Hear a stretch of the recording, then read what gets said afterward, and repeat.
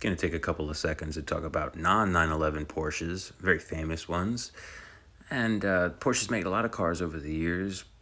The more famous ones, 911, things like that. But we're not discussing those models here. You see, Porsche's got a new car coming out, vehicle coming out. It's the new Macan, whatever. And it's all EV. It's going to be around $80,000. And they're expecting this car to perform. The Macan is their best-selling car.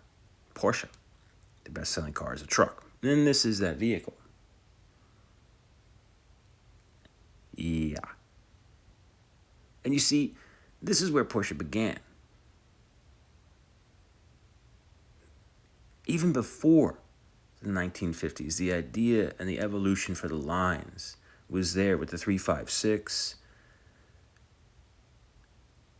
And those lines would continue from headlights to shapes, the silhouette of the car. It's traceable. Not a lot of cars today, their silhouette is traceable to what it once was, certainly back in the maybe 50s and 60s. They built a product and product line on this heritage, the pedigree of the 911. And they had other attempts with other cars, the 924 in particular, in co-development with Volkswagen.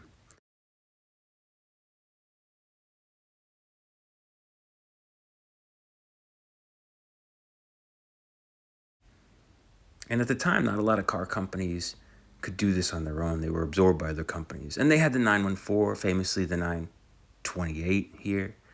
Not for everybody. But when Porsche was in trouble, they decided to launch this, the Boxster. It would share the interior with the 996 911. Sort of a faux pas for 911 owners to have something that was in the poor man's Porsche, or so it was called. And here you could see the fried egg headlamps that were shared with the Boxster and the 911 at the time. But they had an idea. They were going to build off-road 911s and off-road cars. It's actually not a new idea at all. People have been overlanding 911s and Porsches for a long time, and in different iterations in different product lines. And speaking of this one, around 2000, 2001, Porsche released their first truck, the Cayenne. Yeah. A real looker, right?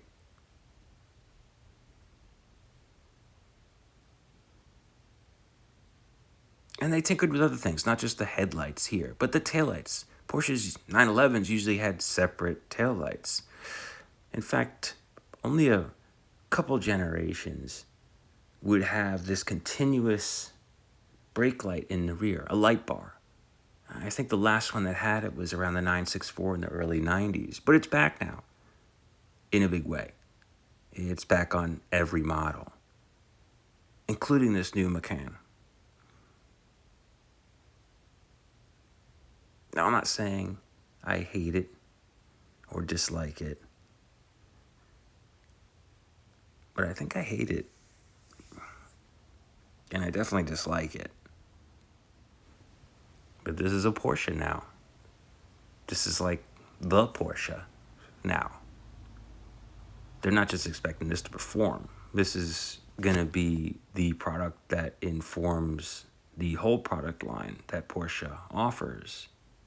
The Cayenne came in, Boxster 718s, the Panameras, and there's, of course, talk of the 911, soon to have an electric motor. And for one, it just feels like more blurred lines to me, just more blurred lines.